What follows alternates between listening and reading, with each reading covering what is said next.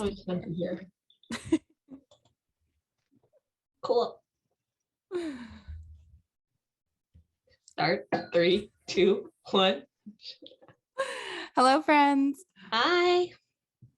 It's Shanika and Caitlin from Get Checkered, and Get Checkered is part of the Alberta Podcast Network, locally grown and community supported. How are you? I'm so excited. Okay. Yeah, we had our first race. I know. All that stuff. I just can't contain my excitement, which is the issue. But before we dive into Bahrain, which was, a little bit of what we expected, I would say, to some degree, and then a lot of what we didn't expect. What's going on in your life? What happened in the last week? So honestly, just been a lot of school. And it's like not gonna loosen up for the next 3 weeks. It's a month of pain, but that's okay. Get through it as a team. It's fine. And now we have races, so it's like excitement for the weekends. Yeah, that does not sound fun. My God. Went on a hike though yesterday. That was nice. It's called Tunnel Bluffs. So it's up the Sea to Sky Highway, which is very nice, by the way. Yeah. And yeah, the hike was beautiful. Great lookout over like the islands over to the big island. And then to drive back, because literally Vancouver decides that 2 bridges is sufficient to get from North Van to rest of Vancouver. And one of them's like way east. So everyone really takes the Lionsgate Bridge over to Stanley Park, then through downtown. And it was a backup of like 45 minutes. Oh my God, that's a nightmare. I was like, okay, so I told people I'd be back by like this time, and not gonna happen. Thanks, Vancouver. I've also heard Vancouver people are notoriously flaky, but that's a big reason why. And I get it. Yeah, for us, like I would say, maybe we don't have as big issues with traffic as like Los Angeles and stuff, but that is like quite a long time to wait. Well, it's just like disgusting because it's like 2 lanes. And I can see 5 cars getting through a light each turn. And I'm like, I'm never gonna make it. Whatever, it's fine. But yeah, I get it that like I absolutely understand why the growth was faster than what the city could keep up with infrastructure. It makes total sense. But logically, when I'm stuck in traffic, I ask myself, why is Vancouver like this? Anyways, yeah, that's my story. That's all I did. What about you, Shani? Oh my gosh, this last week. That's a great question. I don't know. I feel like it's pretty much the same. Lots of work, which is always a time, and then lots of studying. I love how I'm like literally bringing out my calendar. It was a few of my friends' birthdays, Caitlin, people you would know, Maddie and Carol's birthdays. So did a few things for that. Maddie took a shot of hot sauce for $80, and she did not flinch. She was fine. She got the $80. That's impressive. I know. I was like, this is a new party trick. We need to use this everywhere. Yeah, but like for $80, that's worth trying. Right. So, and then we also went to Paper Lantern here in Calgary. And if anyone is looking for like a great Vietnamese spot with great cocktails, I highly recommend it. It is so good. It's kind of hidden away, like it's at the bottom of a building in Chinatown and not very like distinctive doors or anything. There's only a little light up sign that says you're here, but it's like super vibey inside. So I highly recommend that. But yeah, very similar to you, just like lots of focusing on work and stuff like that. One thing I maybe should have focused a little bit harder on was my fantasy team on Grid Rival.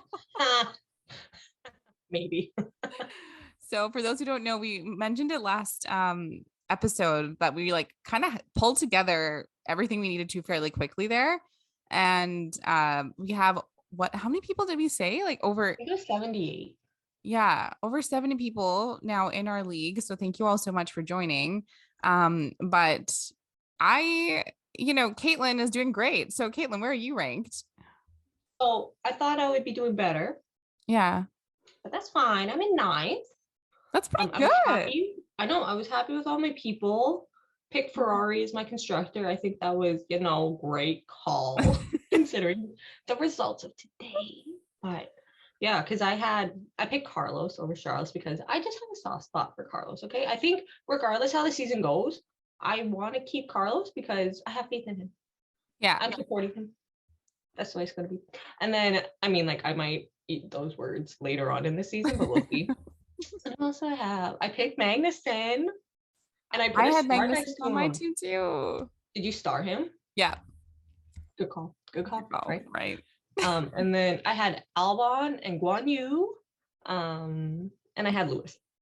This is so funny. Like our teams are so similar. So I also had Ferrari taking the constructors, also had Carlos because he's the king of consistency.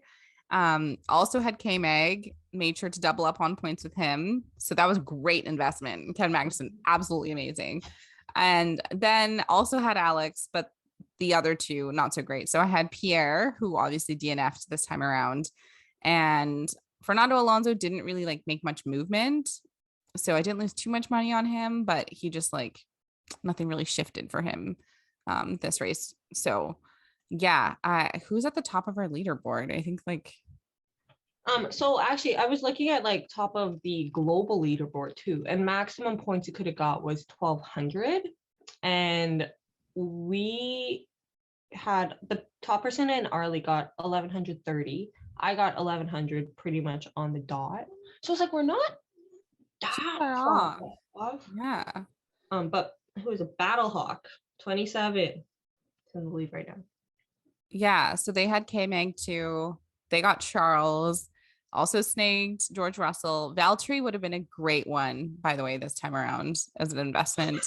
And also had Alex Albon and Ferrari as constructors. So, I mean, I think great job. But the person that got the most most amount of money is Ramanan Tan because they had both Alpha drivers, both Ferrari drivers, and has Ferrari as a constructor. So great job, team. This overall is looking to be like super they fun. could have killed this one if they put Magnussen instead of Mick.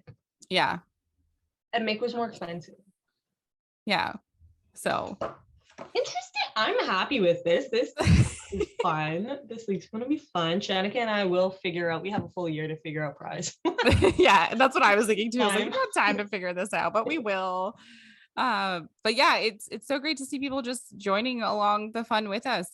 Honestly, I think I can speak for both of us when I say like we did not expect this many people to sign up. I was expecting like maybe 15. So to have over 70 is kind of insane. We'll take it. And also thank you to the Grid Rival team for making us an influencer league. What? Appreciate that. So I suppose we should dive into everything that happened leading up to this race. As usual, if you are a new listener or not, we talk about stuff leading up to the race, a little bit of stuff in quali, other headlines, things like that. And then we'll dive into stuff about the tracks and what recommendations are coming from the F1 or interesting things that may have shifted in the circuit, stuff like that. And then we'll talk about the actual race day. Mm-hmm. So like if you really don't care about what we're talking about and you just want race day, it will take a few minutes, but we'll get there. Yeah. But we have interesting stuff to bring up, okay? Mm-hmm. So, okay, starting off with weekly updates. What happened this week?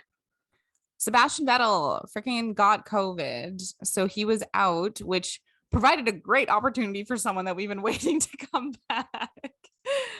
Nico Hulkenberg had to step up to the plate. And I love this man. And I really feel like obviously the Aston Martin hasn't been doing so hot so far, but like he really needs to be in a great car and he should drive anyways. So what do you think about that?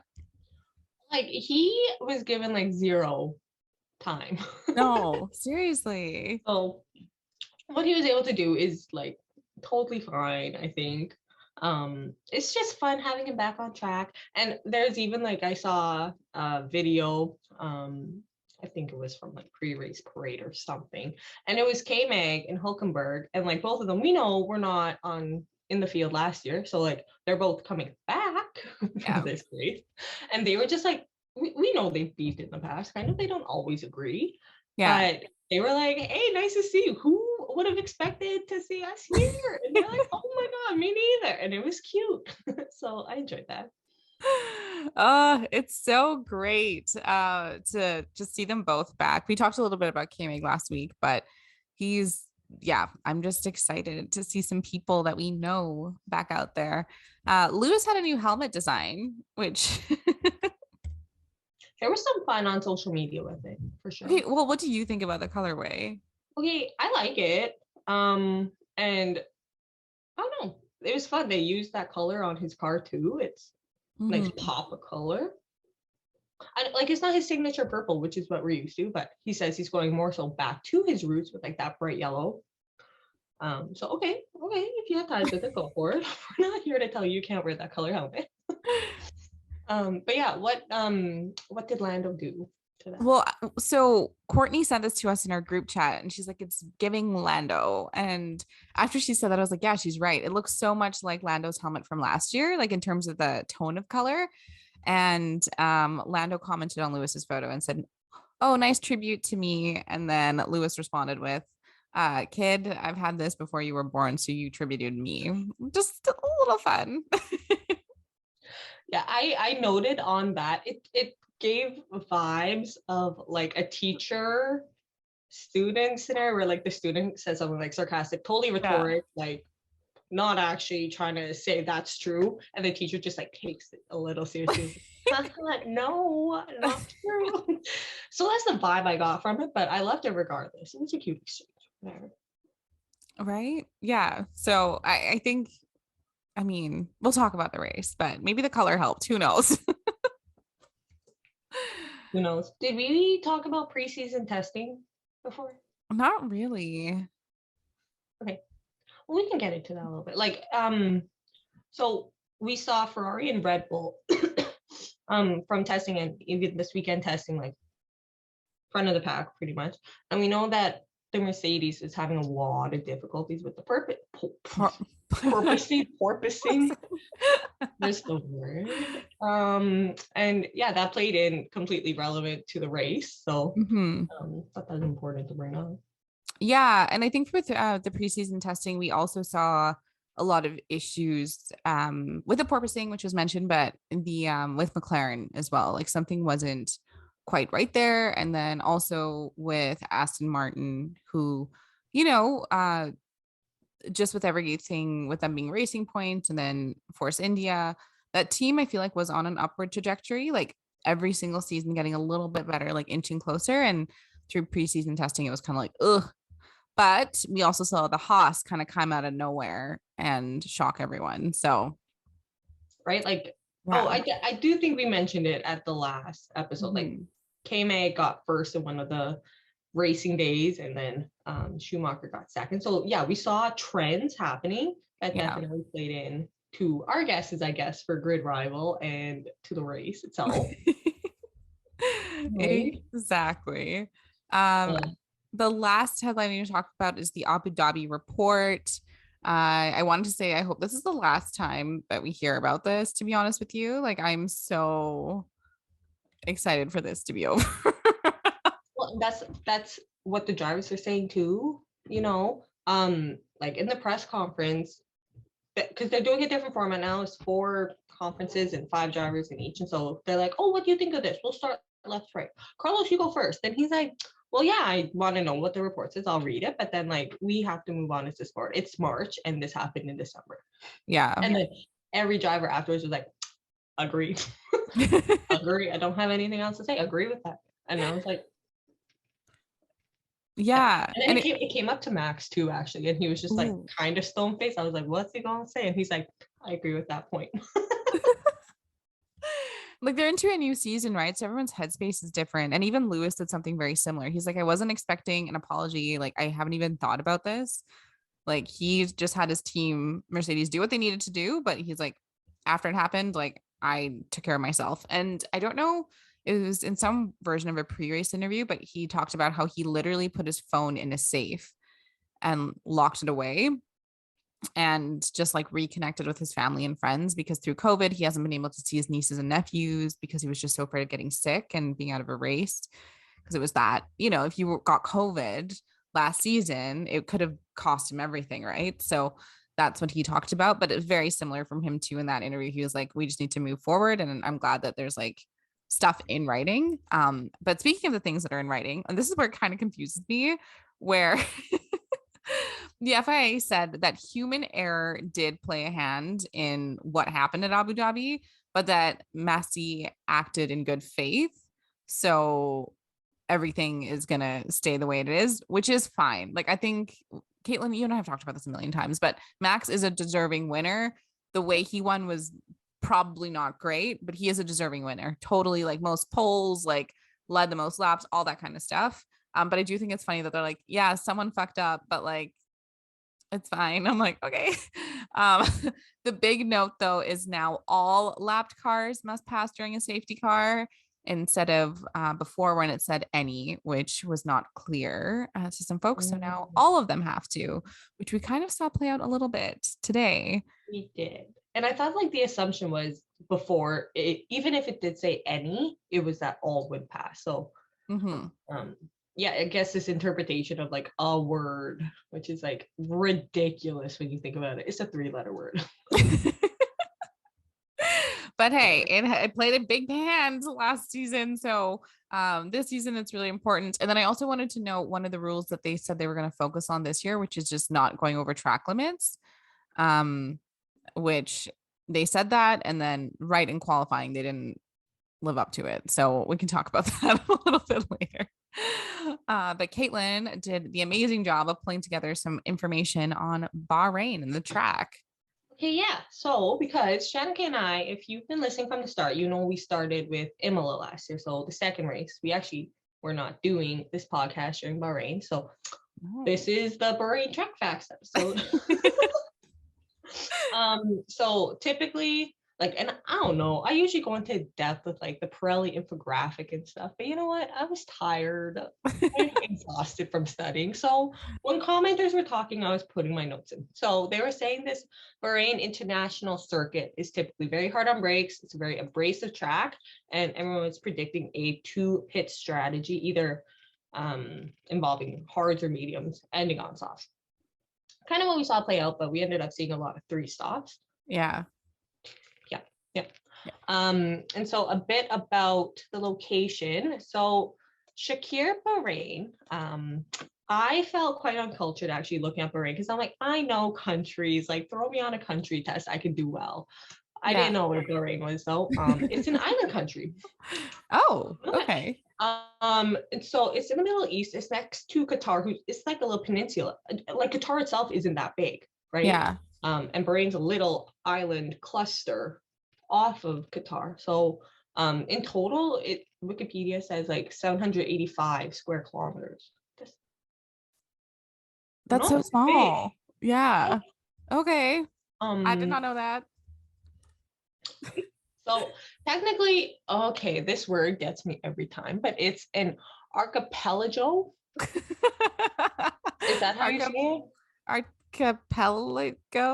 Archipelago. I don't know. It's an island set that make up the whole country pretty much. So 50 natural islands, 33 artificial islands. 33 yeah. 33 artificial islands? Okay. And honestly, like there's not that much like agricultural land in there. They have a lot of imports, but regardless, anyways. Yeah, so very much still an oil and gas country.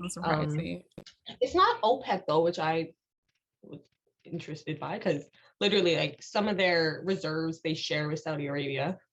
Like the offshore ones. So and the Bahraini dinar, so their currency is the second highest value currency unit in the world, apparently. What? Okay. Yeah. And then I was looking at Shakir, and there wasn't like the wiki page is not full at all.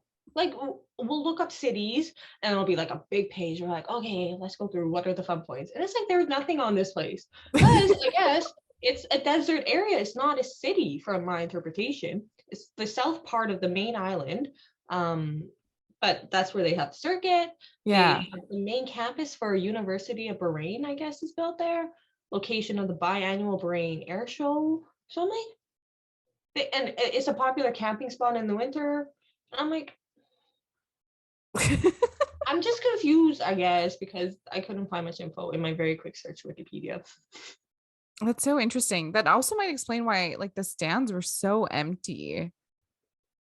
And that's something Lewis commented on too. He's like, they should make it free or something because it's just really empty. And I'm like, that the FIA doing anything for free? I don't know about that, but interesting. That's another episode. Yeah. But something we do touch upon, especially with these Middle Eastern countries, is the human and women rights, particular. So again, only info from Wikipedia. So human rights was quite bad. It improved a bit with someone new coming into power, but that only really lasted until 2007, and things started to go really bad again for human rights. So the article was talking about like torture, death, beatings in general, for everyone. And then there's like threat of rape and electric shock on children. Jesus. Okay.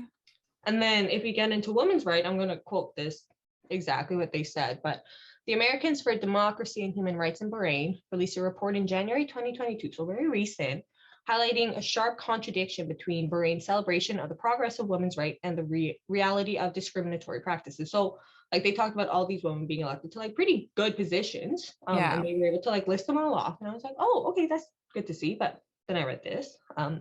While the government institutions have been taking whitewashing measures, inequality and violence against women persists.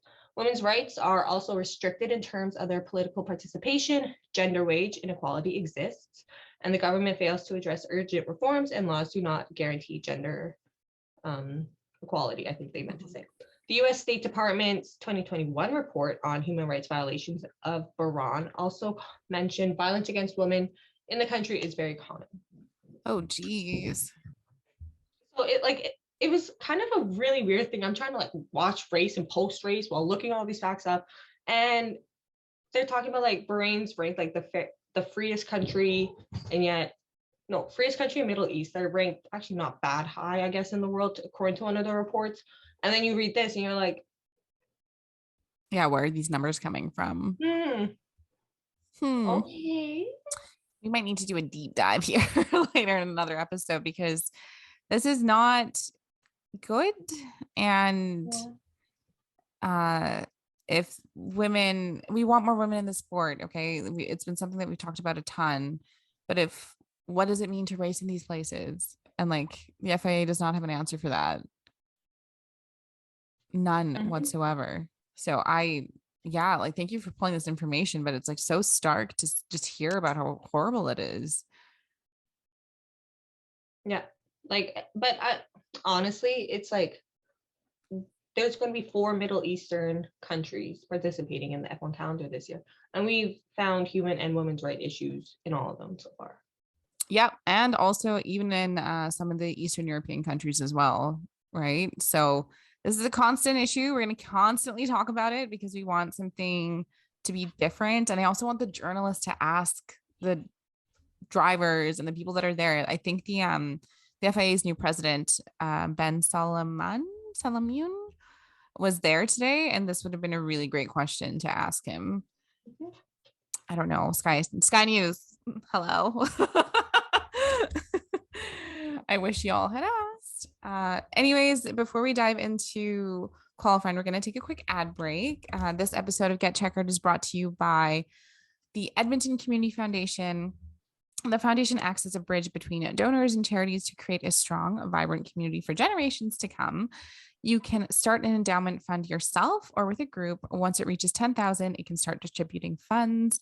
Vital Signs is an annual checkup conducted by the Edmonton Community Foundation in partnership with the Edmonton Social Planning Council to measure how the community is doing. You should also go check that out, by the way. It's really important. This year's focus is on making ends meet in Edmonton. Again, I'm going to say go check it out because we're dealing with a lot of things that are making it difficult for people to make ends meet. You know, inflation, the cost of food, everything like that. And if you want to learn more, head to ecfoundation.org. So what happened in qualifying? So just I guess the high level, won't get into too much detail. I didn't watch it. I watched the last 2 minutes of Q3 because that's when I woke up. Okay, it's fine. But first things first, Canadian lockout back at the grid. We alluded to it earlier, I think, but yeah, that is. With Stroll in P19 and Latifi in P20, a dream. I was thinking about that though. Could you imagine? You probably have it written down here, but P19 for Lance Stroll. Nico Hulkenberg is P17. Nico hasn't been competing in Formula One in over 15 months, and he outqualifies him. And also, Nico Hulkenberg outqualifies Daniel Ricciardo. Pain for McLaren. We'll talk about that more, but just pain. Anyways, I just want to point that out that Canadians are busy embarrassing ourselves, and Nico is able to shine a little bit there. Yeah, I mean, like, there's only one way to go, I think. Yeah. Let's just put it that way. It's fine. But we'll talk about Haas because that's a happy equality story. I honestly think like huge day for them. They had K-Mag, he gets into Q3. The first time Haas is in Q3 since 2017, they're saying. He gets P7. So huge. Yeah, good. Yeah. And then like Mick, I'm pretty sure ties or this is his highest quality result with Q12. Like Mick. I know. I think we're gonna see. I have some notes later, but I think Haas is one to watch this year, team. Like, I don't know what to say. The money they saved from the money they saved anything last year from 2 years of binning it completely, or Gunther taking like the Aldi catalog photos, like they worked out for it. Alpha also did really, really well. Valtteri ended up in P6, and I think I was so surprised, but I do think we're going to talk about this later for sure, but just the Ferrari power unit dominance was very much seen in qualifying. Yeah, I don't know. I was really happy for Valtteri. He just looks so much happier where he's at right now. So like he didn't beat Lewis, but he was right behind Lewis. Yeah. And he beat George. Which we kind of love to see it. Sometimes we love the drama. Sometimes. But yeah, okay, on the note of Mercedes, and we saw the trend. They're not as fast as Ferrari, Red Bull, and they talk to that. Like, you talk to Toto, you talk to Lewis, you talk to George. They're all saying that. They all know they're the third fastest constructor. They're like, we have to improve upon this. It'll take time, blah, blah, blah. Okay. But they get fifth, like Lewis, fifth. And then, George was at 9th. Mr. Saturday didn't maybe perform on Saturday. Oh my gosh. I saw he had a small mistake, I think, on his flying lap. I think, it's okay. But I saw someone on Twitter say that George got just a rude awakening of what it's like being in the big leagues. I'm like, I don't know about that. I think that it's like that car is not as quick as the other two. And I still, we'll talk about it, but I feel like everyone is still adjusting to the new cars, like everyone. Oh yeah. So first race of the season, I don't think like everyone is just like, okay, we got it out of the bag now. Yeah, we need to get some learnings from this first race. Yep. But we're gonna talk about Red Bull and Ferrari. Yeah. So Red Bull got your Max was in second, Price came in fourth in quality. So like very good results. And then Ferrari Carlos was in third, and he was not happy with his weekend actually. Hey. No. He's pretty hard on himself, this guy, but this like he just wants to improve, and I applaud that. He was third, only 6 thousandths behind Max. And Carlos was like, well, it was not like my good weekend. And it's like, oh, okay, so you're okay, like, sir. Okay, we see you. And then Charles gets pole. Like, what a guy. Absolutely phenomenal, and so exciting to see him on pole and actually get to race this time around. Yeah. Yeah, seriously. But So he kept a level head after pole. They're like, "Oh, you're feeling good for tomorrow." He's like, "Tomorrow's a different day. Like, yeah, we need to calm I'm down. happy with today, but like the race is." Let's ground the expectations a little bit more, folks, please, for the love of God. But race day came. Oh my gosh, we have been so excited for the season to pick back up again and to just start doing this all over again. So just I'm so excited that it's back. We have a loaded season, 23 races. Oh. Exactly. And we're not racing. We're not traveling places. We're like, it's a bit much. It's just the hours are really all over the place. So it's gonna be interesting. What is this live commentators pen? I definitely didn't watch any of the Prix things. So Yeah, so I just had it on as I'm like making my coffee, having the yeah. muffin, and you always hear the commentators at the beginning of like the 5 to 10 minutes before race starts. They actually showed the commentator box and like for a solid minute, and I'm just like, it's a split screen. I'm like, okay, thank you. I don't recall seeing that earlier. Maybe I just literally have a mind like a CU, but I have did no it add idea. anything to my experience though? Maybe not. I can now put like a face to a voice. Maybe No, it tells. you get to see some, yeah, like you said, you get to see some faces. Yeah. That's good. I don't know. I think it's like Right. It just didn't add to the experience for me. I'm like, maybe they're trying something new, but all right. yeah. And then did you watch on Formula One TV, F1 TV? Mhm. Um, yeah, so the same team for Sky News that we normally have. And I wish I remembered this woman's name. Is it Naomi Schiff? Um, Basically, there's this really beautiful Black woman who's now joined the Sky News team on the paddock, which I think is really, really important. I do believe it's Naomi. Yeah, it is. I was right. Go me. So she's actually on the paddock this race. I hope she's there for most of them because I think it's really important from the diversity perspective to have it not just be a bunch of white dudes talking about the sport. So it was really great to see her. She had some great questions too. And that's what like I saw, at least on the Sky News side, where I was like, all right, we're back.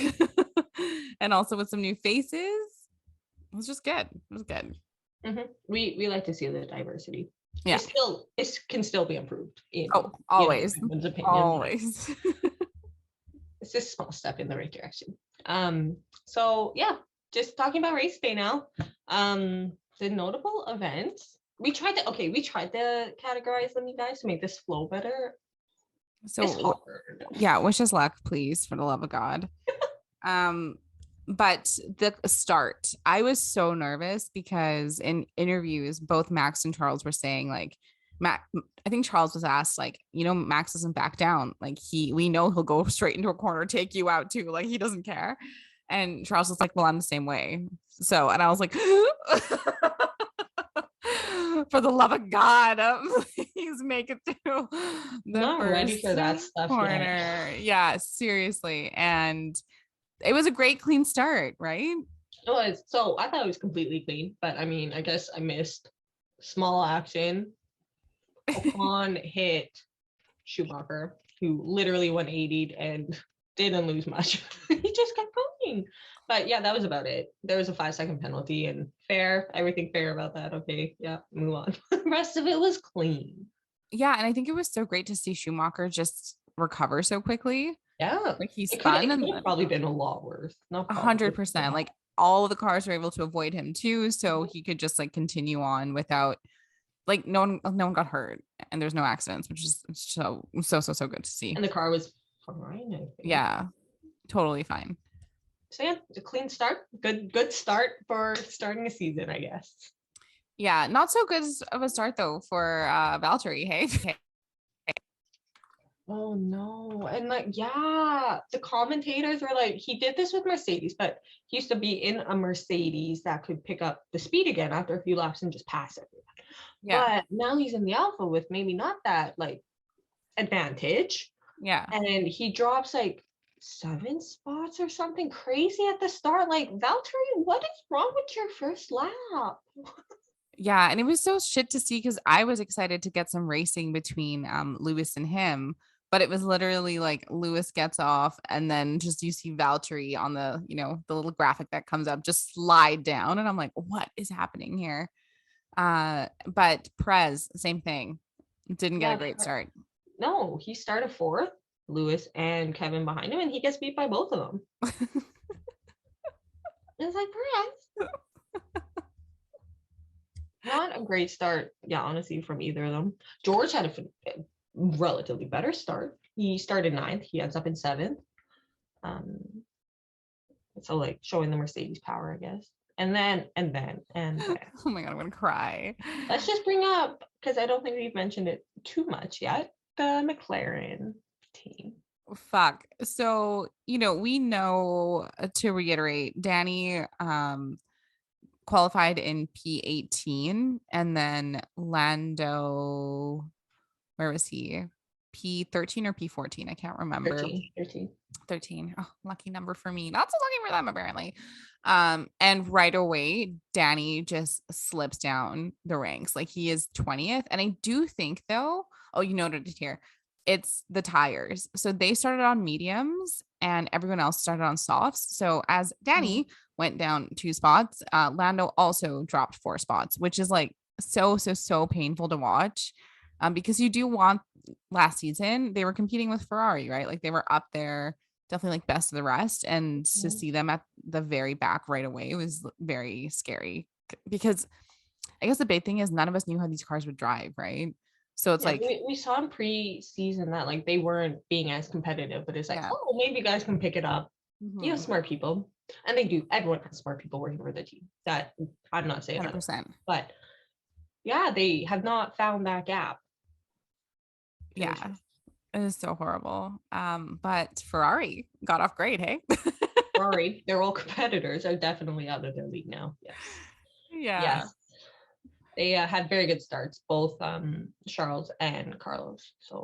And Carlos was battling it out too a little bit. At the start, I saw that like Lewis started gaining a little bit, but then Carlos like got far enough ahead, but then Carlos was trying to gain on Max. But Charles was focusing on Max. It was great. It was racing. That's exactly what we love to see. Like, and you said that like both Max and Charles are ones not to, they play with their elbows out, right? Yeah. And Charles had hit the bigger elbows out. He kept Max at bay at that start, which is quite impressive. It was quite a sharp, you watched it, right? Like sharp to the inside line. It was like, you were not getting around me, Max. And it was like, oh, okay. Yeah, he went right across that. And I was like, you know what? Good job. Good job. You show him who's boss. And he kept the lead the whole time. On that note though, battle for first was like it was one of the big themes, I guess, of this whole race. And it was not between the old battle of the first, Max and Lewis. This is a new battle of the first. And maybe it'll be like this for the whole season, maybe. Yeah, it was just Charles and Max kind of like going back and forth. And I think like this is where we see the I guess benefits of each car. So like obviously Max and Red Bull straight line speed, amazing. So every time it felt like there was any area with a straight line, Max was like gaining and getting ready to pass. But then you go straight into a turn and then Charles would be able to snake up ahead. So there's a lot of back and forth there. I was freaking out though. Were you okay? Because I was like, holy shit. If they get into an accident, I'm going to die. Like, this is too close to comfort after the last season that we've had for them to be this close and like battling it out the way that they are. Fair. But I was more excited than scared because I'm like, they're not going to want to like kill each other right now. Like there came to a point end of last season where you didn't know if Max and Lewis were literally going to like, they were not in a good place. No. No. But this one's like first race of the season. These guys like, they won't bump each other off at this race. I don't think so. Like I was not thinking that would be a circumstance. So maybe that's very naive, but I was just honestly just pure excitement watching them. And maybe I wasn't that invested because it wasn't Carlos. Is that bad to say? Maybe. If it was Carlos in there, I would be edging my seat. Like, yeah, equal excitement, equally anxious. Yeah, I was not okay. But yeah, the back and forth went back and forth for a few laps, and then something happened to Max. I just don't remember what happened to Max. So like just going back a little bit. So they started going back and forth because of pits. Yeah. And Charles came out literally just right in front of Max. And so for like 3 laps, Max would get him on one corner, and then 3 turns later, Charles would keep it, like get it back. Yeah. And that happened like 3 laps in a row. They were just going for it. So that was a phenomenal show. And then I don't know, yeah, Max just like his car was not keeping pace after the 3rd lap, so he didn't get in DRS range, and that stopped. And yeah, I remember he locked up, but then also when he locked up, we could see his tires and there was a flat spot on his tire. So Yeah. he had like, in those 2 laps prior, really gunned it and gone for it. And as Oh Caitlin, yeah. as you mentioned before, like this freaking track, high degradation or whatever. So all of a sudden you see his like front tire and we're all like, oh, that is like a definite flat spot. And then you have to be careful because like the last thing you want to do is blow a tire and end your race. So yeah, I don't know. Yeah, because and I think I remember what you were talking about now. Yes, the because it was like in one of the turns he flat spotted because he braked too late Yeah. because he was trying to beat Charles on it. It's just Yeah, not easy, mate. and then like we'll talk about it later. All the things Max was saying on the radio, but like I'm pretty sure he wasn't thrilled with his car performance either at some point of this when he couldn't keep up with the Ferrari. So funny. You haven't noted here though the second round of pits. When he said after that, I was like, oh my God, dude, what the Yeah, okay. Like we'll get to the no, we'll leave the pits for another note. Yes, we will. But yeah, commentators are saying like seeing this battle back and forth, they're like, this is exactly why they changed the regulation. So we could get Yeah. more racing, they could be closer together, and like we just saw it play out like in front of our eyes, and it was exciting.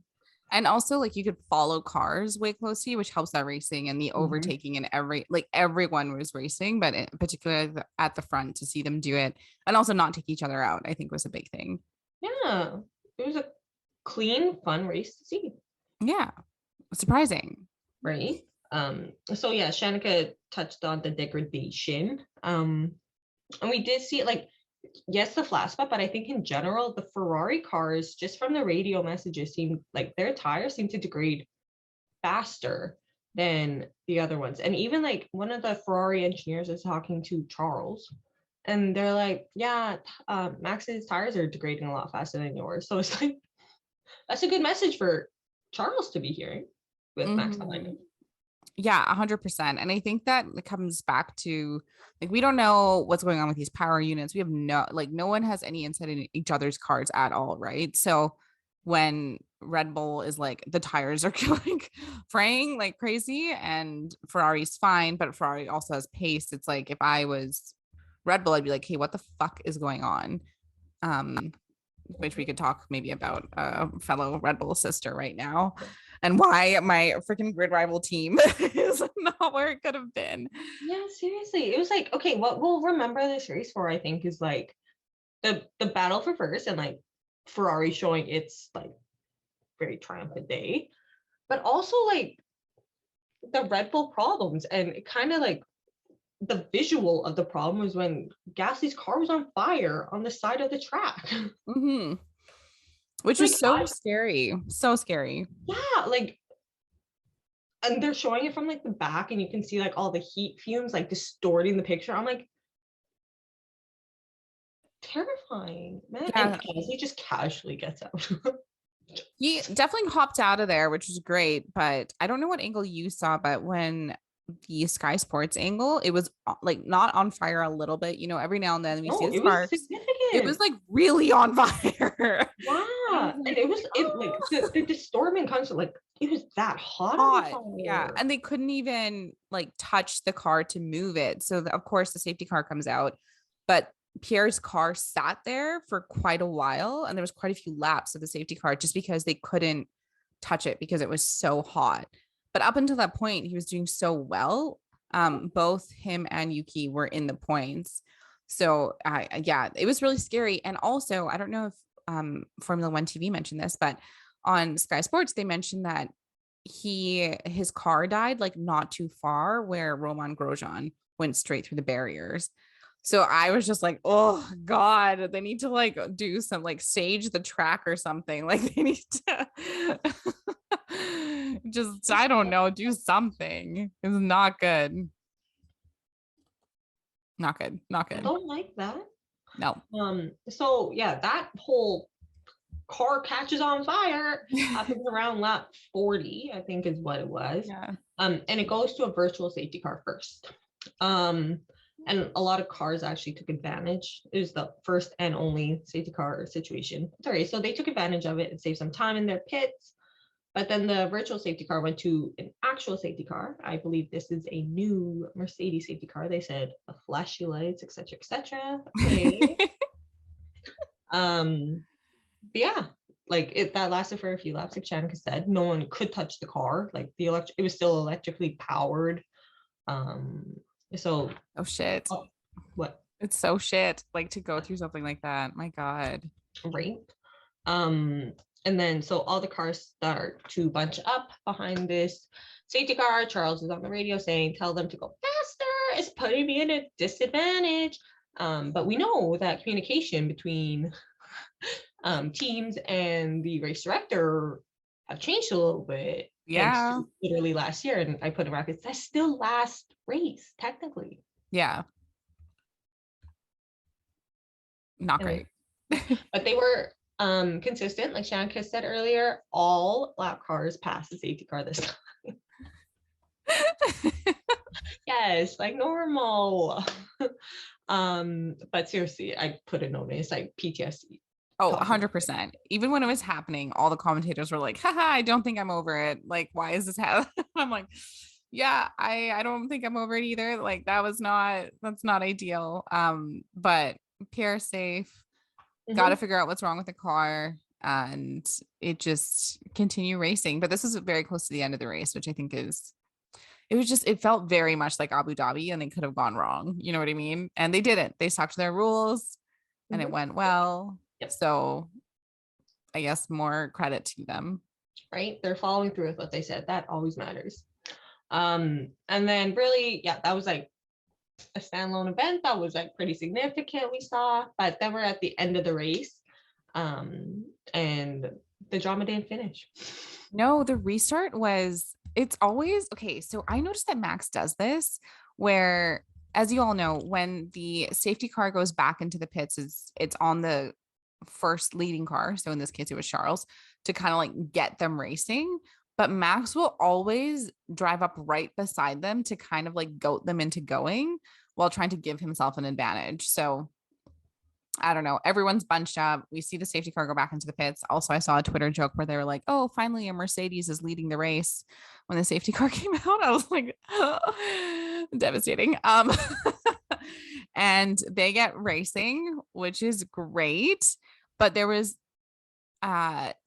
obviously there's no DRS for a certain few laps, but it was just like there was a DRS train coming because of the way that Charles was positioned, the way that Max was positioned, the way that Carlos was positioned, and the way that Lewis was behind him, and then where George was and K-Mag, like all of it. I was like, oh, this might get a little hairy.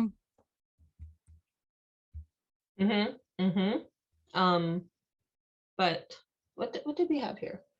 At the restart, so Carlos was behind. Who's Carlos behind? He was behind Max. He was. Yes. Okay. So yes, this whole situation. So at this point, Max and Sergio are still in the race. But we're hearing a lot more complaints from Max on the radio that the car is like difficult to steer. It's like losing power, and they're like, it's not a power issue, your battery's fine. And he's like, nothing's an issue. And then Carlos passes him, and we're like, oh, that's easier than like normal. Yeah. Like there was no elbows out. Yeah. No, very untypical. But then you see shortly that Max heads right into the pit lane. He's losing a whole bunch of spots. He has like no speed anymore, and he goes right into the pit lane and has to retire the car with a power issue. Yeah, and it was the reigning world champ. it's like it's his to kind of his title to lose essentially, right? So he we see him like let Carlos pass, which I was like, okay, we know the Ferrari is faster. So when that was happening while Max was complaining, I was like, Carlos is faster, it's fine. But then with team orders at Red Bull, we see Perez pass him. And it's like, wait a minute, something is going wrong That never here. happens. Yeah, that's never going to fucking happen at that team, right? Unless something's really wrong. And then you see like Hamilton get past him, but not even like there's no fight. And that was the big indicator that something's really wrong. What I thought was so funny, Caitlin, about this whole situation, it was the fact that he was in the car being like, I can't do this. Something's wrong. Steering's incorrect. The battery, like something's wrong here. And that everyone on the pit wall was like, nah, You can't see anything wrong. nah, there's nothing. There's nothing. And then finally, when he's lost like 5 places, they're like, okay, box, like come in. We'll figure it out later. Like, come on in. And it's just like, Yeah, we'll get into what they have to figure out, but that was not happy. The start of an unfortunate ending for Red Bull. Yeah, so obviously that happens, and then Perez jumps on and starts saying he's losing power. We should note because he has Hamilton behind him, and we're like, oh, Perez. And there's literally 2 laps left. Okay, there's 2 laps left. Perez, we know, can defend like no other. And for him to come on the radio and be like, hey, look, I'm losing power. I was thinking, okay, maybe he's worried because he knows what happened to his teammate.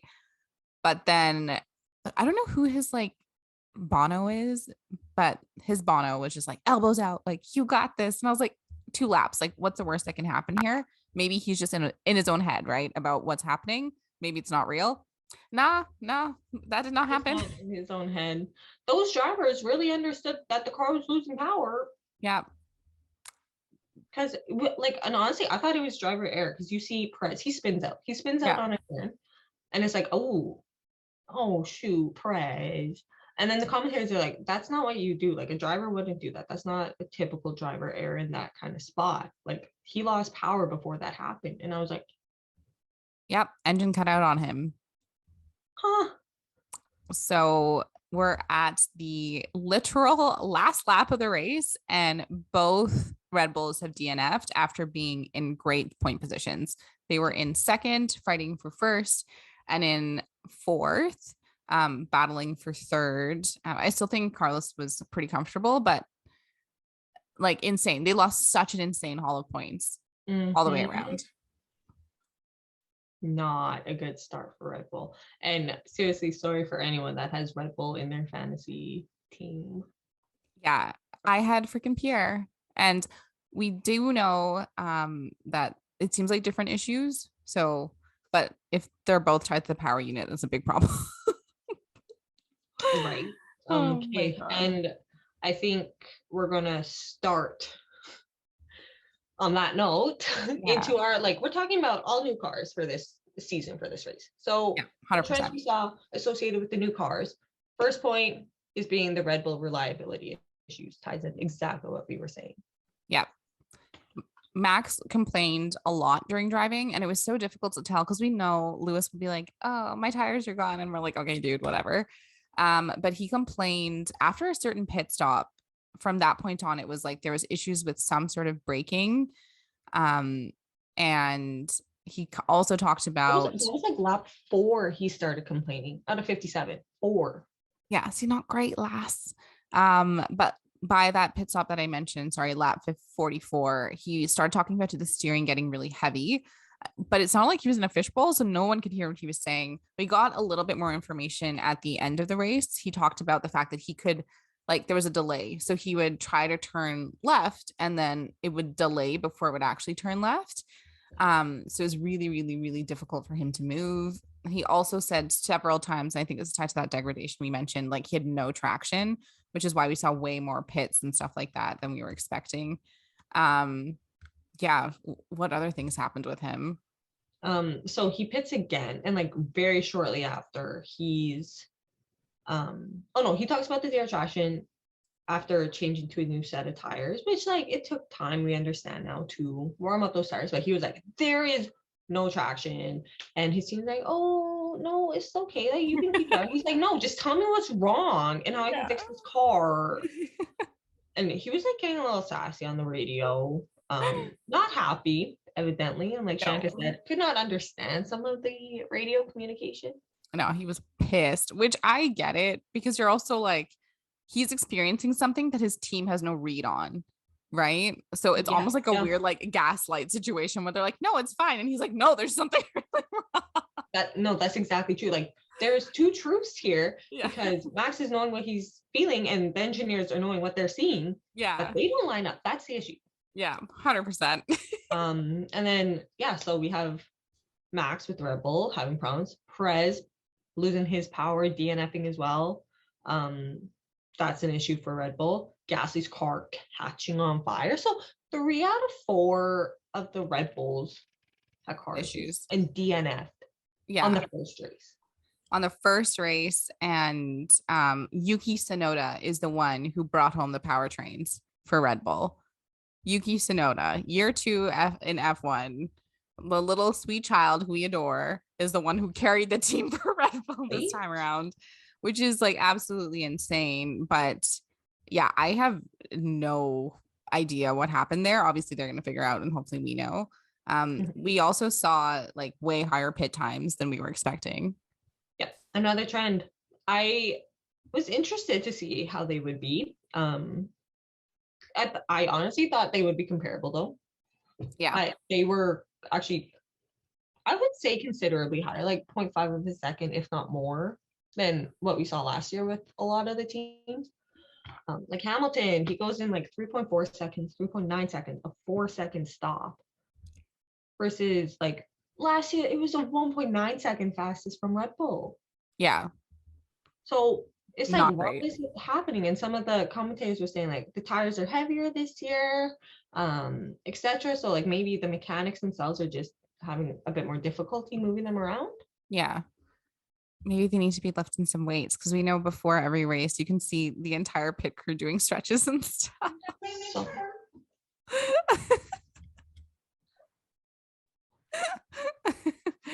I think Caitlin's roommate just came home.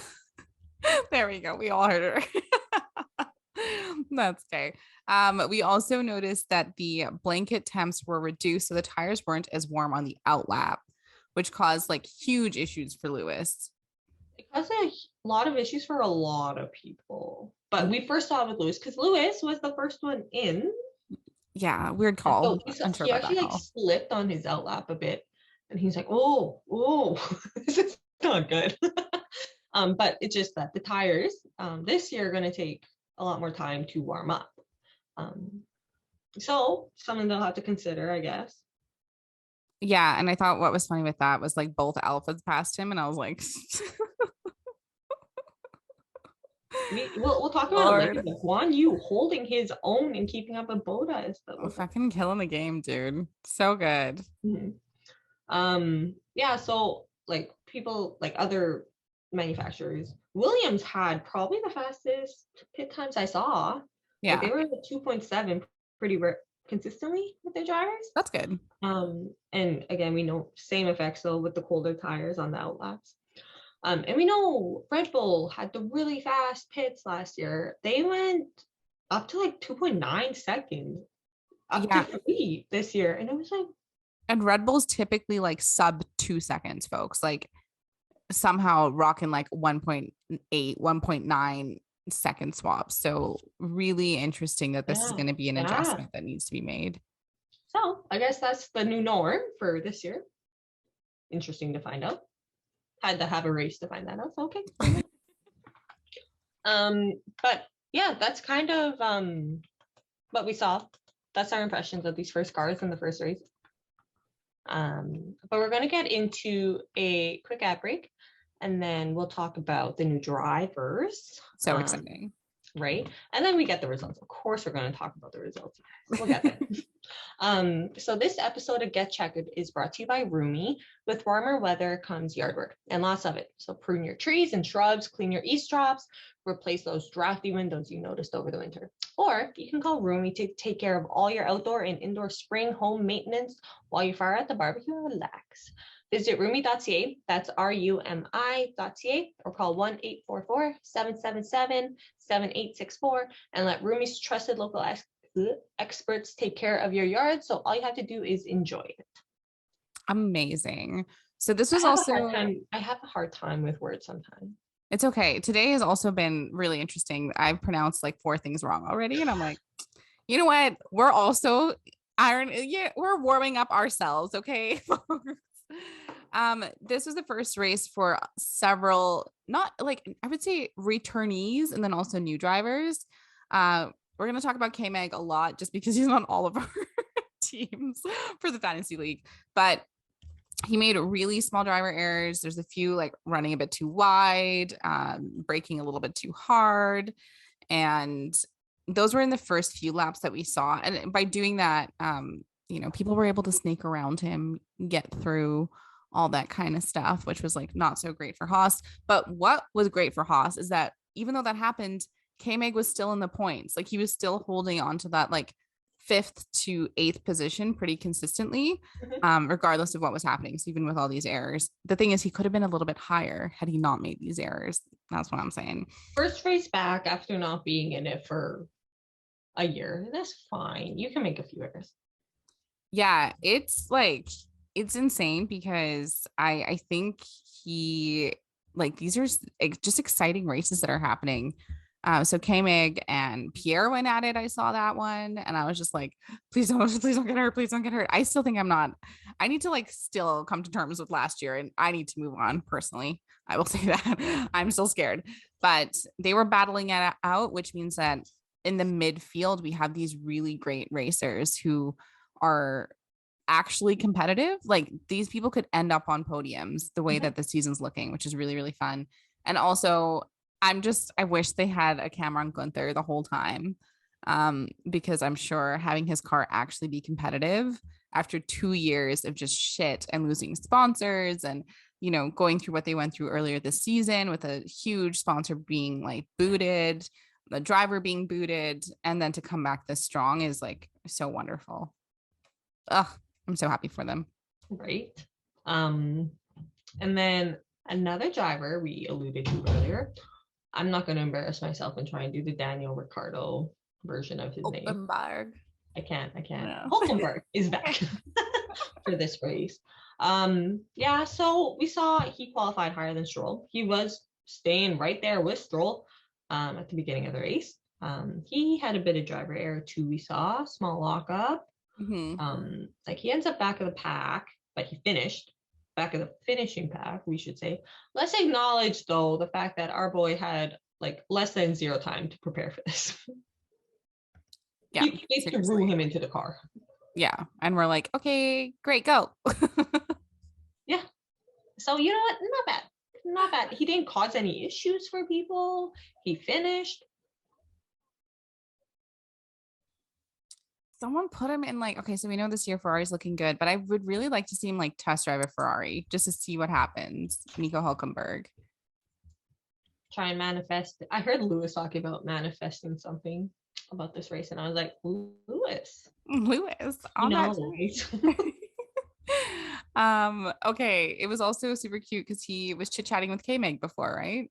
Yeah, like we kind of said. So it's nice because we know they've exchanged a few words. Yeah, exactly. Grounding themselves a little bit more. I think who was the big surprise, and I'm also going to say that we pronounced his name sort of incorrectly, but it's Zhou Guanyu versus Guanyu Zhou. And it's just because in Chinese culture, you can like, the order is different. So everyone's going with Zhou Guanyu. So I think that's what we're going to go with. Okay. I think we might change it though, depending on what makes more sense. Regardless, he did super well for his first race in Formula One. He battled it out with Schumacher like quite a bit. They went back and forth significantly. It was so fun to see though, because they were both being very safe while doing it. And also to have these young talents who are going to be in the sport for like decades to come, to just see them, I guess, like, I don't know, just show off what they're good at, right? And to be racing, right? So Alpha, we know last year was not in a place where they were racing very consistently. against everyone else. So to see them racing a Haas, which is actually competitive and they're just not at the back of the grid, I thought was really, really cool. And he ended up finishing in the fucking points. He did. He did. Absolutely crazy. So somehow Valtteri, swung his way through, and Zhou was right behind him as well. Yeah, he kept pace with Bottas, and it's like, damn, yes, good job. Even throughout the race, it was like Bottas would pass someone, and I think like maybe I'm just like imagining this is the circumstance, but I do imagine that Zhou Grant. Yeah, I can't speak, Shanika. Guan Yu, like he would see Bottas pass him, and then he'd be like, "Ooh, okay, so he did like this. I'm going to attack it like this then." Like that's good for his development as an F1 driver.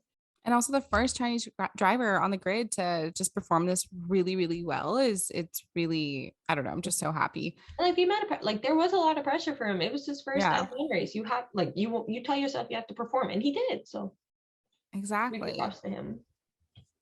And then Alex Albon's first race back in F1 as well. We have to know. I have Alex in my F1 pool. Me too, actually. Yeah. I'm actually quite impressed with him. Like I did think he would be better than his partner. But just so much better. Like this is embarrassing. So by lap 8, Caitlin has noted here, Albon was in 12th and Latifi was 19th. And that gap is not good if you are trying to bring home any money from constructors.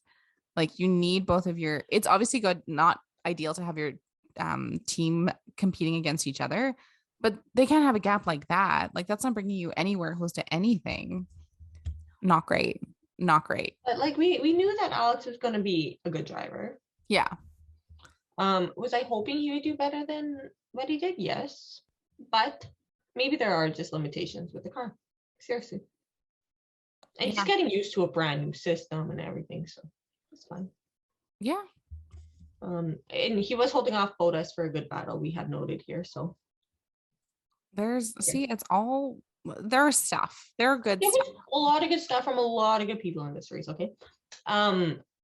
But you will know we are not really talking about McLaren in our positives.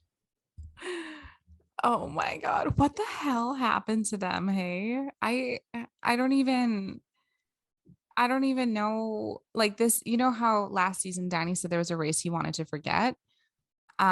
This is a race that the entire team would want to forget. I have no idea what happened here. Well, I don't know if they'll be able to forget it because I don't think it's a one-time thing. Oh God, pain. Maybe this is how we like. And I think it's going to be a season of disappointment. Yeah. Unless we see things start to pick up, but like you can't forget this race happened because next race might be the exact same. And then you start getting angry and upset and disappointed, but the third race doesn't really change things either. And it's like, that's such a good point. Maybe this is how we talk about the results though. So yeah, I guess a really exciting one too. One that we were so excited to see. First time since when did they say 2019? Yeah, 2019. For a 1-2 for McLaren. See, there I go. 1-2 for Ferrari.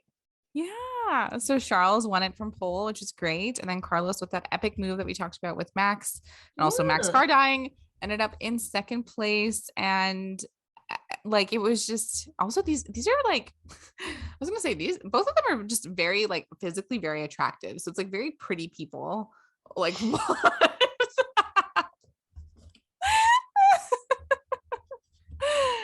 And they're also just like both so happy, which I loved. It was like a really, I don't know, it's a great way to start, I feel like, the season. Right? Like they said it was a perfect start for the season. And yeah, that is pretty perfect. But I mean, like now you have that standard to live up to, which is always hard. But I think like their car is great this year. And we've known for years both of them are great racers. So it's just 2 and 2 together now, working in their favor. I did make a note that like they seem like good friends and they get along quite well. I really hope a title race between them doesn't cause issues happen, Yeah. and degrades that friendship, because that would be sad.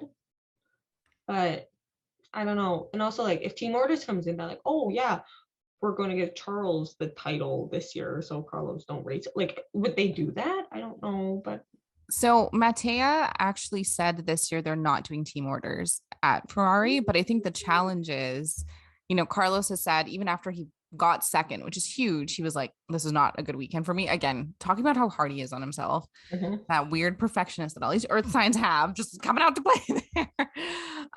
But with them not having team orders, like I'm curious to see.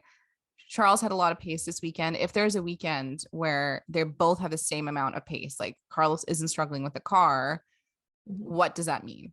and they racing each other. And I don't know what the answer is. And I don't know like when Mattea will step in and be like, okay, this is dangerous. You might take each other out, or like if he'll just let them do it. So I have no idea. We're gonna have to see. Yeah. And that's actually something, sorry, that George commented on as well. Really? Like you never want to be like, battling your own teammate. Like you are obviously internally trying to beat your teammate, but to have it be like a 1-2 kind of situation, like it can really degrade things. And he said the same thing. He's like, I hope it doesn't. So we'll see what ends up happening there. I mean, yeah, I hope it doesn't get to that point. Let's see. They did interview Mattea in the F1 TV post race. Was he happy? Good. He was not expecting or hoping that, he said. And I was like, you have the best car. And when I mean, at least you're happy. He commented that like Charles did adapt really quick to this car. Yeah. And he's like, Carlos hasn't, but like we know how Carlos works with the engineers. Like he has complete faith that Carlos will adapt to it too. He's like, especially seeing like how much improvement he's seen from Carlos in one weekend. Yeah. So he's like, he'll pick it up in no time. So I think this is the happiest we've ever seen Mattea Benito. It's the first time I think I've heard him in a post-race interview. I didn't care about interviewing. Truly, that's fair. But it's he was happy, which we've never seen. And I think conversely, I don't know if you saw, Toto was also happy with the result from today. Yeah. So the 3-4 for Mercedes, unexpected, because they knew they were not the second fastest car on that grid, but they got podium. Yeah. And I actually wanted to bring this up before we dive into what they were saying. But right now, they got the 3-4 because the DNFs from Red Bull. This is the most that Lewis has ever led Max. This is the greatest margin that he's had then in the entire 2021 season. 15 points. So just so people know, how funny is that? Fun little fact. He was happy though, and I think it was nice to have him on the podium with Charles and Carlos. Like they genuinely all looked really happy. Yeah, and Lewis was genuinely happy for them on the podium. And yeah, because I think it was just so unexpected for them. Like they kept their expectations pretty low, I guess, after preseason. Yeah. So he's like, I was manifesting podium, was not expecting it. So yeah. And like George had an interview and they were talking about that. He's like, he was happy with his 4th. That's the highest he's gotten. Ever finished, yeah. Not accounting for like P2 and Spa last year. It's like, that's not a race. But like he got 4 this year. And he said it was a very bumpy ride. Like it felt like a roller coaster is what he associated it with, sorry. And so it's like, he's like, there's a lot that they need to work on in the car. I don't think it's going to happen next weekend. I don't think it's going to happen the weekend after. It might take to like maybe middle of the season to get the improvements, but don't write Mercedes off. It's pretty much what we're hearing. Yeah. And Toto is like, I think what I like is that he's being really honest. Like in the interview that I saw with Sky News, he was just obviously happy Lewis is on the podium, very surprised. But I also think Mercedes, because of the experience, if they can keep positioning themselves well, even if it's in that 5-6 range, which Toto said, like we are P5, P6 right now with where the car's at, you capitalize on people's mistakes. And this is one of those moments where you can totally do it. So, they're hoping to have that car in a better place. But like Caitlin said, I think Like it's gonna take, because these races are so tight and together, in the next little tranche, like there's like 5, I think. It'll take quite a bit for Caitlin's face. There's There's a lot. For them to get to a place where they can actually fix the car. Like they need parts from their headquarters. Like it's just like a journey. And then shipped into it's just a journey. It's a lot. Okay, wait, you noted something here. What did you say? What's it? What? Okay, so I don't know if I should say this, but you should. What is it? So I am bad. I don't even know her name, but she was the F1 TV post race like main commentator. Yeah. She was partnered with Oscar Piastri as the guest on this.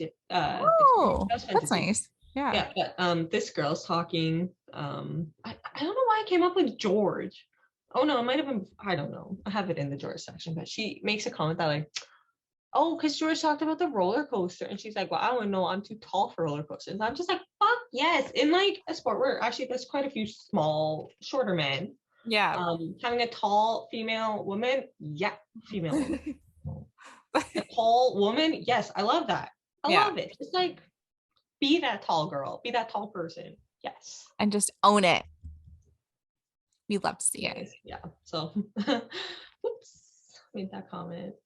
I think that's important. And then we had I feel like this podcast is literally about just Kevin Magnussen, but a P5 finish for Kevin Magnussen. Hella impressive. So impressive. What did you see on your end from the interviews? I only caught a little bit of his interview, but he seemed kind of like it's like a dream for him, is what. Yeah. Right. Like, because he was 2 weeks ago getting prepped for like a different racing series, and now he's here getting P5 in an F1 race. The way he does talk though, because they were talking about the new regulations. Yeah. Like you can tell he's experienced, right? Like he'll talk about it. Like we've been in this situation before. It's been downhill afterwards after doing well in the first race, but like I have a different feeling about the car this year. And it was nice. He's like very experienced. He was happy with how close you can fall with other cars. I'm like, okay, you go, K-Mag. I hope you keep it up, because I think I have him for 5 races on my grid rival league. So. Yeah, I think what's really interesting, and this is a bit of a common theme here, is the Ferrari power unit seems to be the gold standard, because the Haas has it and Alfa has it, and Valtteri ended up in P6 with it. So, I mean, nothing to share there. Obviously, he's just like excited to be in the points. The interview that I saw, it was interesting because it was they were interviewing Valtteri first. And he was like, yeah, I'm just like excited. Like the car feels really good. We have a great power unit and all that kind of stuff. And then K-Mag came. So like both the Scandinavian team folks were there, and they were like making like little jokes amongst themselves before Valtteri. And he actually congratulated K-Mag. He was like, that's really great for him. Like, I'll let you guys interview him and stuff. So I think it's also good to just see Valtteri happy. Like he doesn't seem as stressed, which is so nice. So I'm really excited to see what he does this season. Well, and it's good he made his way back up to P6. It might have been from other people not finishing, but I mean, that's a good result. Well. He did not do well from the start. Yeah, exactly. So really, really happy for him. Just really happy for him. We had Esteban finish 7th. Very good result. I did like seeing the pink cars. I liked seeing the pink cars around. I know. I made a TikTok about them not coming back, but I actually like was wrong because they came back. They did. Yeah, they interviewed. So it was funny because like Oscar and the lady interviewer were talking, and then you see Esteban's there, like he's holding the mic, he's like ready to be interviewed, and they're not paying attention to him. So he like kind of like playfully comes around, and he's like, Oscar, what are you doing here? Just like playfully teased with him. It is cute because we know Oscar is the reserve driver for Alpine, and so they have a good rapport, and yeah, it's very cute. Honestly, he was happy. He was like pretty happy with the results. So yeah, and also he had way more pace in his car than Alonso, who we'll chat about later, who like again benefited from the DNFs. But Yuki, we chatted about it before, the only one to finish that had the Red Bull power unit. So Really excited for him. He's in the points. P8, obviously so important for him in his career and his future at Red Bull. Like we don't even know what this is going to look like come at the end of the season. So I'm just like also very happy for him because it feels like he had a really rough, like he had a great first race last season and then it just was really, really rough and then kind of got it together towards the end. So hopefully this is a sign that he will be really, really great this season. Hopefully consistent. That'd be nice to see from you, Pete. Yeah, consistent's always like ideal. That's why we all have Carlos on our teams because we Right. know he is consistent. He is, if nothing else, consistent. We were saying Lando was consistent last year, but I mean, he could be consistently like. Oh my god, the pain, Caitlin. Do you want me to say he could be Cry. consistent like P14, P13? I want to cry for them. That's so painful. Prove us wrong, like happily. Yeah, seriously.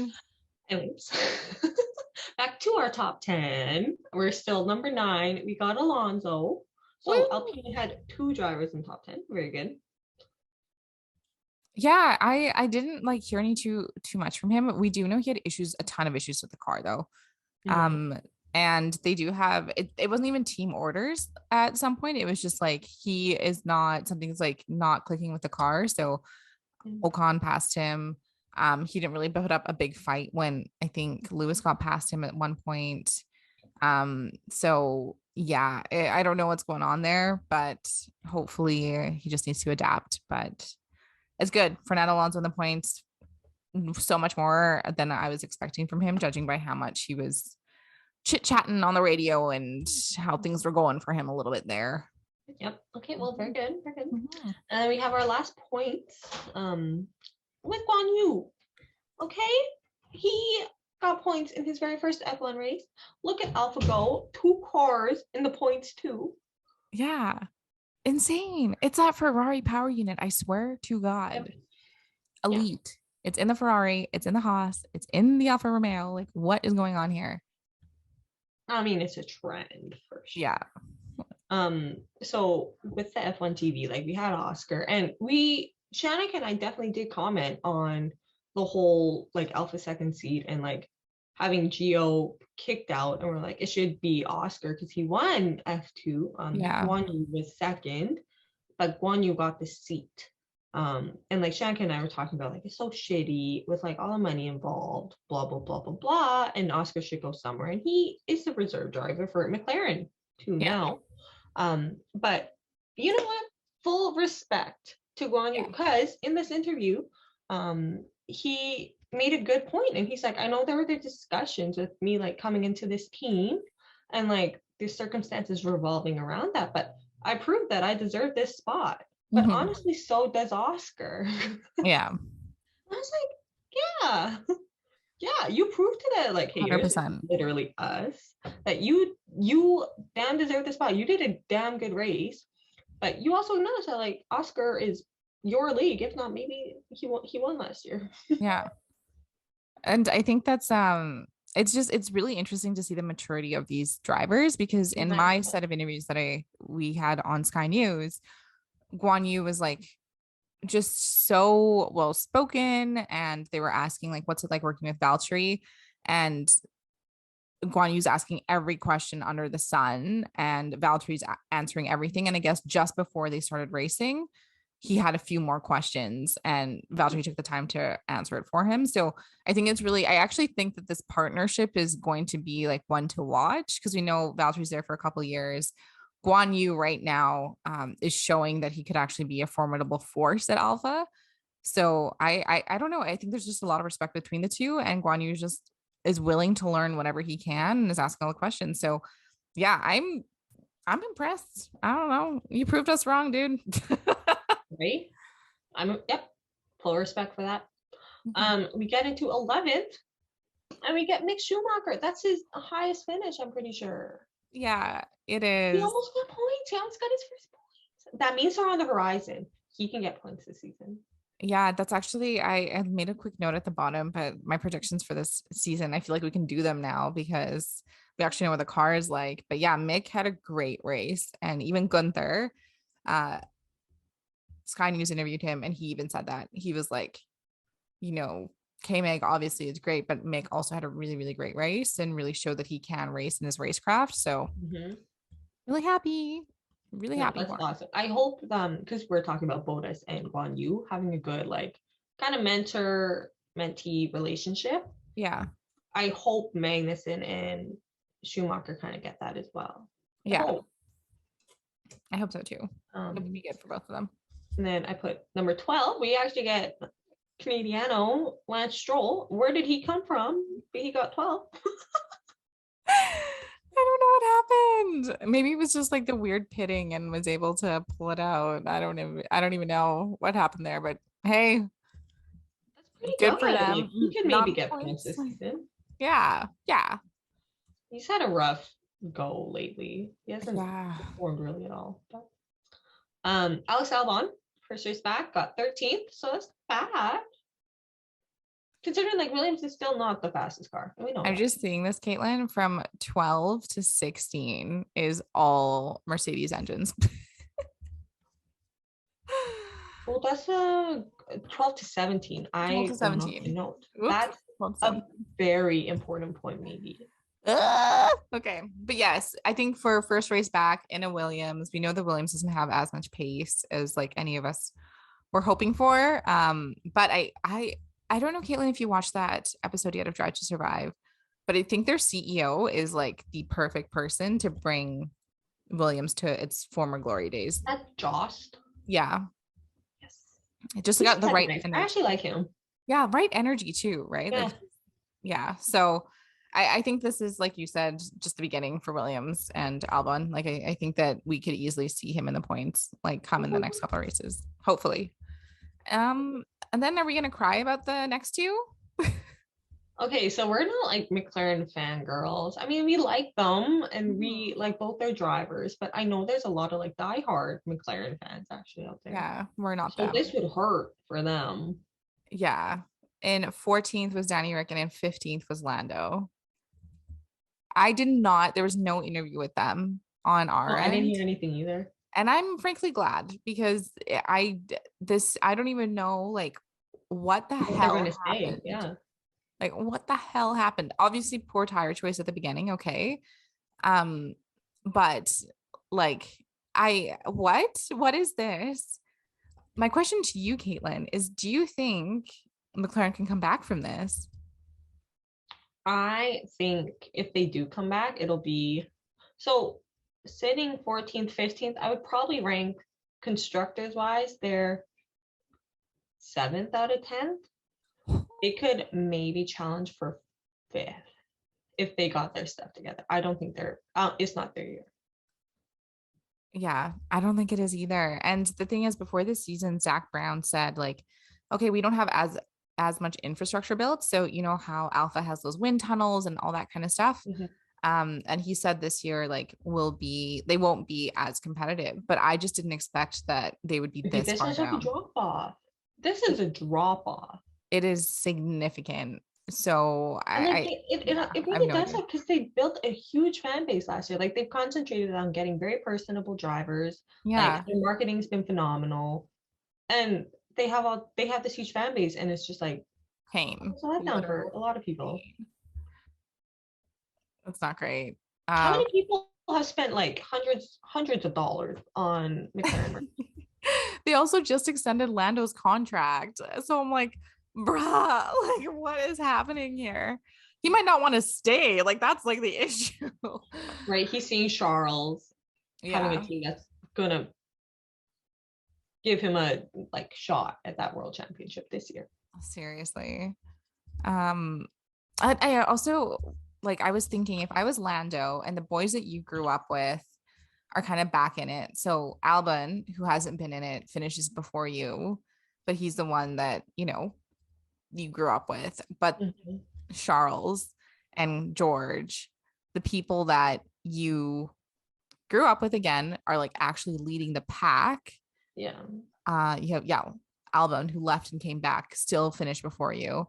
And then you have your teammate in Carlos, who everyone was like, why would he leave McLaren? Like, that is such a bad call, all that kind of stuff. Leaves McLaren, is at Ferrari, and year one does really well.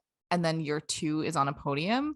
I would be like in my feelings for sure. And since he is a Scorpio, he probably is. And Danny's like a cat, isn't he a Cancer? He's a Cancer. Yeah, so they're probably both in their feelings, to be honest, right now. Like they're probably not in a good space.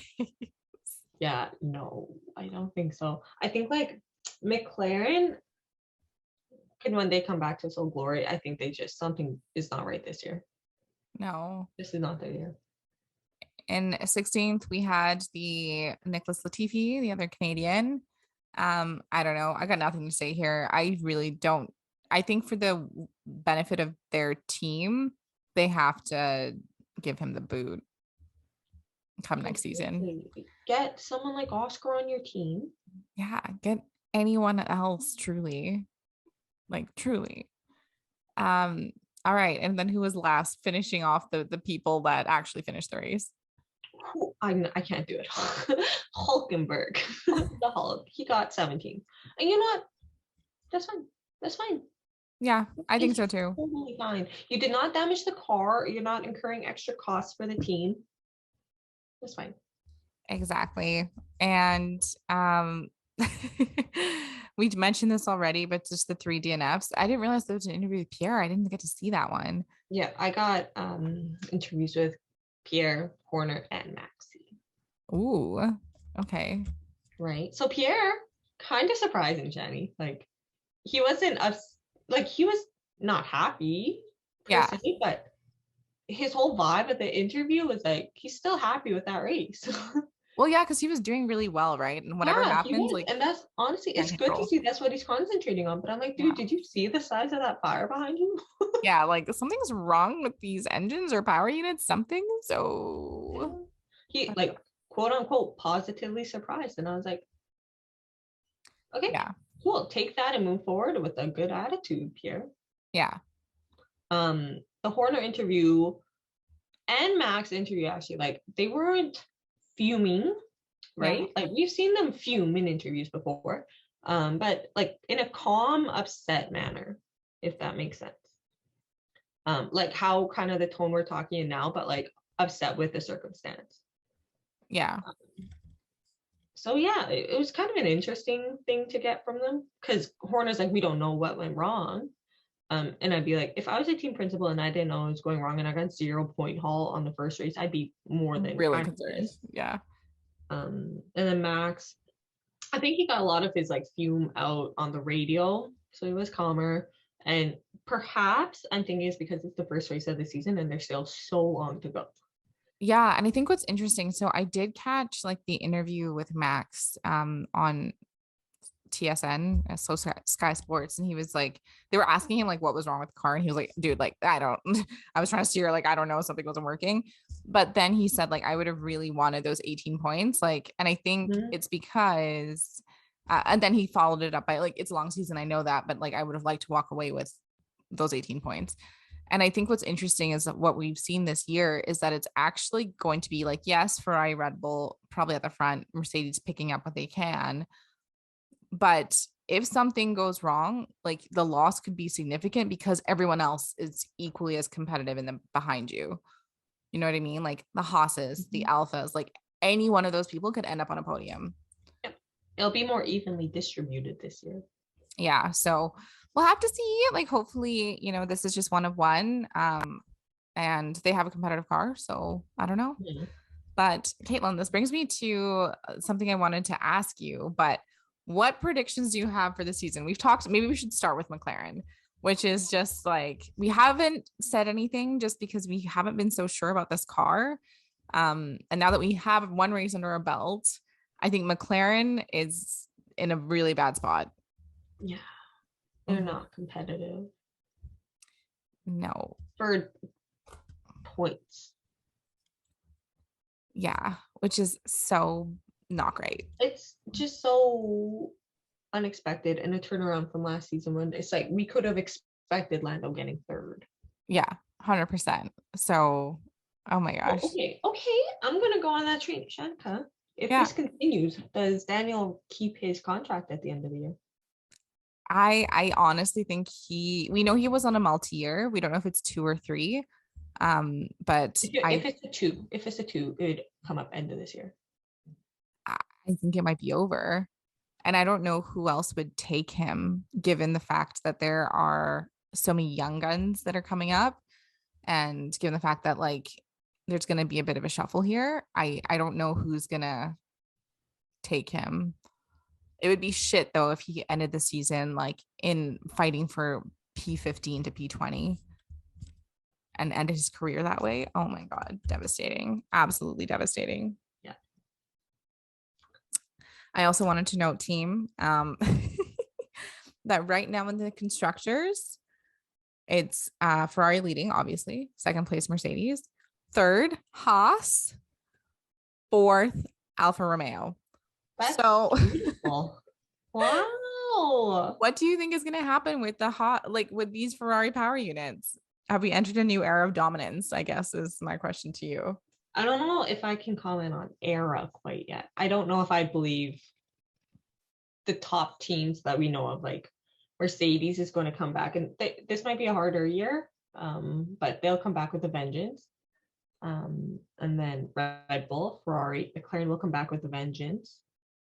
I think Haas, I don't know. Your guess is I would hope that this is like the turnaround, but right? I don't know if it's sustainable. I don't know either. I hope if they can stay like I think prediction, you already mentioned it. Mick will get his points this year. Yeah. He will get points in Formula One this year. That will happen. Guaranteed. I'm fairly sure. Be like that's gonna be a bittersweet moment though, because he's gonna want his dad to know that. Oh, yeah, that's true. Do you think Carlos is gonna win a race this year? Yeah, I think so too. I think Carlos will be sitting pretty on the very top of that podium. He's gone. Anything? Is it like arguably if it's the most races without a race win? Mm-hmm. Like, or he's way up there, but he's close. He's second a few times. Yeah. But his partner is going to give him a run for his money though. Okay, next question. Sergio Perez.